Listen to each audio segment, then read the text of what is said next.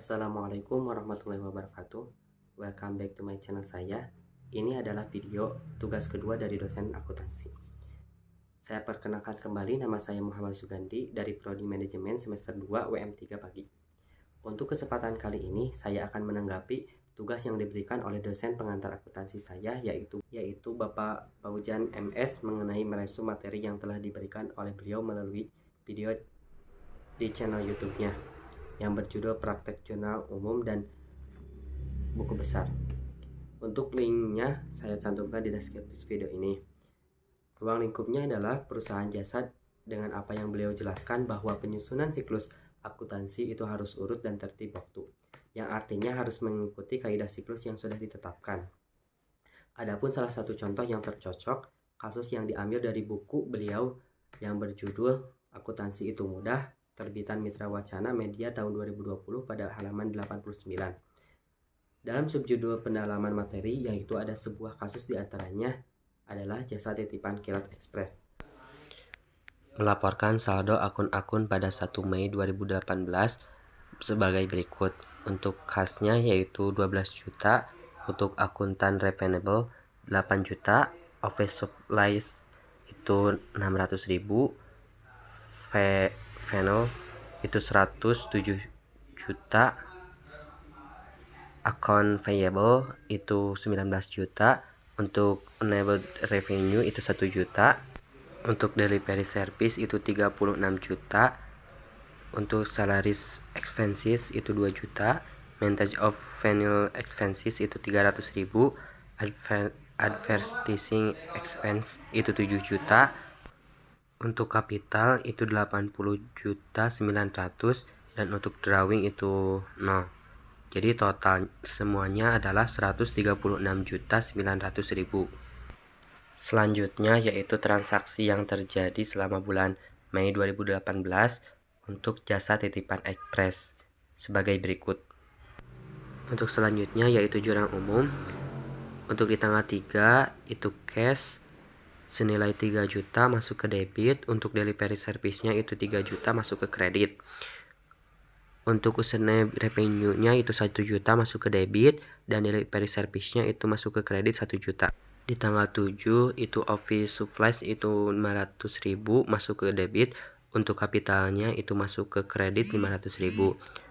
Untuk di tanggal 9 cash itu 500.000 masuk ke debit, dan account revenable-nya itu masuk ke kredit 500.000. Untuk drawing-nya itu 200.000 masuk ke debit, cash-nya itu masuk ke kredit 200.000. Yang selanjutnya kalian bisa lihat sampai bawah gambar ini. Untuk contoh lainnya itu seperti ini. Kantor Suhendi Akuntan. Suhendi membuka usaha kantor akuntan dengan nama Suhendi Akuntan. Transaksi-transaksi selama bulan September adalah sebagai berikut. Ketika kita akan memposting ke buku besar, kita lebih dahulu harus mencatat ilustrasi. Ilustrasi tersebut ke dalam jurnal umum, maka jelas sekali. Sekarang kita lakukan dulu penyusunan atas jurnal akuntansi. Kantor Suhendi Akuntan periode September 2022. Untuk itu bisa dilihat yang pertama, transaksi di tanggal 2, maka jurnalnya adalah kas masuk ke debit 1.750.000. Untuk peralatan kantor 1.500.000 masuk ke debit. Untuk gedung kantor itu senilai 4.250.000 masuk ke debit. Untuk modalnya itu masuk ke kredit 7.500.000. Untuk di tanggal 5 supply kantor itu masuk ke debit senilai 200.000, dan untuk kasnya itu masuk ke kredit sama 200.000. Untuk selanjutnya yaitu tanggal 8 bulan September, nama akun kas senilai 1.450.000 masuk ke debit. Untuk pendapatan jasanya itu masuk ke kredit sama 1.450.000. Untuk selanjutnya yaitu beban gaji itu senilai 30.000 masuk ke debit, dan kasnya itu masuk ke kredit sama 30.000. Untuk tanggal 15 itu kas masuk ke debit senilai 600.000. Untuk pendapatan jasanya sama 600.000 namun masuk ke kredit. Untuk tanggal 20 itu peralatan kantor senilai 750.000 masuk ke debit, dan hutang usaha itu masuk ke kredit sama senilai 750.000.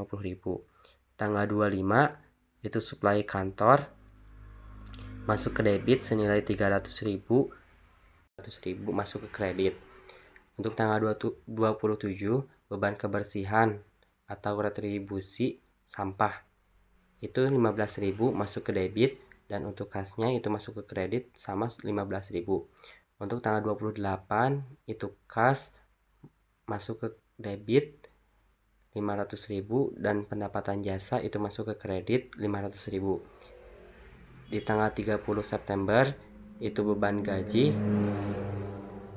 itu masuk ke debit senilai 300.000, dan hutang gajinya itu 300.000 masuk ke kredit. Jadi total jumlahnya yaitu 11.645.000.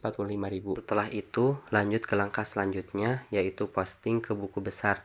Untuk buku besarnya bagian kas itu di tanggal 2 investasi awal atau setoran modal itu masuk ke debit 1.750.000. Untuk tanggal 5-nya yaitu pembagian suplai kantor itu masuk ke kredit 200.000. Pendapatan jasa itu 1.450.000 masuk ke debit. Untuk beban gaji itu masuk ke kredit 30.000 di tanggal 10. Tanggal 15 pendapatan jasa itu 600.000 masuk ke debit. Dan beban kebersihan itu di tanggal 27 masuk ke kredit 15.000. Tanggal 28 pendapatan jasa itu masuk ke debit 500.000. Jadi total jumlah keseluruhan bagian kas yaitu 4.055.000. Untuk suplai kantor di tanggal 5 dibeli suplai kantor tunai sebesar 200.000 itu masuk ke debit. Untuk tanggal 25 dibeli suplai kantor kredit itu masuk ke debit 300.000. Jadi total jumlah di suplai kantor yaitu 500.000. Untuk bagian peralatan kantor di tanggal 2 investasi awal peralatan kantor itu 1.500.000 masuk ke debit. Di tanggal 20 pembelian peralatan kantor itu masuk ke debit sebesar 750.000. Jadi total jumlah peralatan kantor yaitu 2.250.000. Untuk bagian gedung kantor itu di tanggal 2 di investasi awal gedung kantor itu 4.250.000 masuk ke debit. Jadi total jumlah dari gedung jadi 4.250.000. Untuk hutang usaha di tanggal 20 pembelian peralatan kantor kredit itu masuk ke kredit 750.000. Jadi saldo hutang usaha itu sebesar 750.000. Terima kasih sudah menonton sampai sini. Tanggapan tentang video penjelasan dosen saya yang ada di channel YouTube-nya, menurut saya videonya sangat bagus dan mudah dipahami, penjelasan pun sangat jelas. Semoga bisa membantu rekan-rekan semua. Sekian dari saya. Wassalamualaikum warahmatullahi wabarakatuh.